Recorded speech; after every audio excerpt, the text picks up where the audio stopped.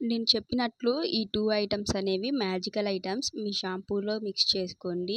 ఎంత బాగా వర్క్ అవుతుందంటే హెయిర్ స్మూత్ అవుతుంది. మీకున్న డాండ్రఫ్ మొత్తం కూడా ఒకటే వాష్‌లో పోతుంది. నాకిలా ఉంది డాండ్రఫ్ అనేది. నేను దీన్ని యూజ్ చేసిన తర్వాత కూడా రిజల్ట్స్ చూపిస్తాను చూసేయండి.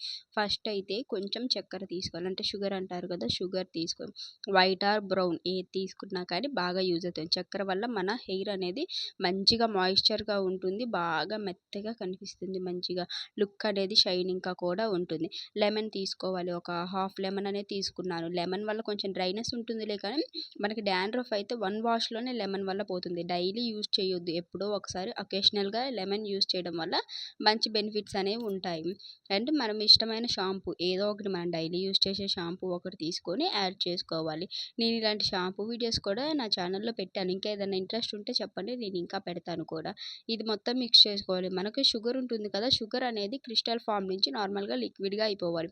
మొత్తం బాగా మిక్స్ చేసుకొని ఒక 2 మినిట్స్ పక్కన పెడితే సరిపోతుంది.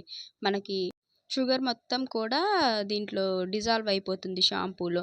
ఇలా డిజాల్వ్ అయిపోయిన తర్వాత మనం నార్మల్‌గా హెయిర్‌ని వెట్ చేసుకొని షాంపూ మొత్తం అప్లై చేసుకొని బాగా ఫింగర్స్‌తో మసాజ్ చేయాలి. నార్మల్‌గా బాగా గోర్లతో రక్కేస్తారు కదా! అలా రక్కేయకుండా నార్మల్‌గా ఫింగర్స్‌తో పైపైన మసాజ్ చేసుకుంటే చాలు.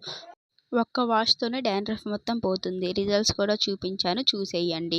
2-3 డేస్ వరకైతే మనకు డాండ్రఫ్ ప్రాబ్లమ్ ఉండదు కానీ, ఏదైనా సివియర్ హెల్త్ ప్రాబ్లమ్ ఉన్న వాళ్ళకైతే మళ్ళీ మళ్ళీ వస్తుంది. నార్మల్‌గా అయితే హెయిర్ కూడా మంచిగా అవుతుంది. కొంచెం డ్రైగా అనిపించినా గానీ ఆరిపోయిన తర్వాత బాగా సిల్కీగా మనకి మెత్తగా మంచిగా అనిపిస్తుంది హెయిర్ అనేది. నా హెయిర్ కట్ చేపించాను అందుకే ఇలా ఉంది. మళ్ళీ మంచిగా చేపించుకోవాలి కటింగ్ అనేది.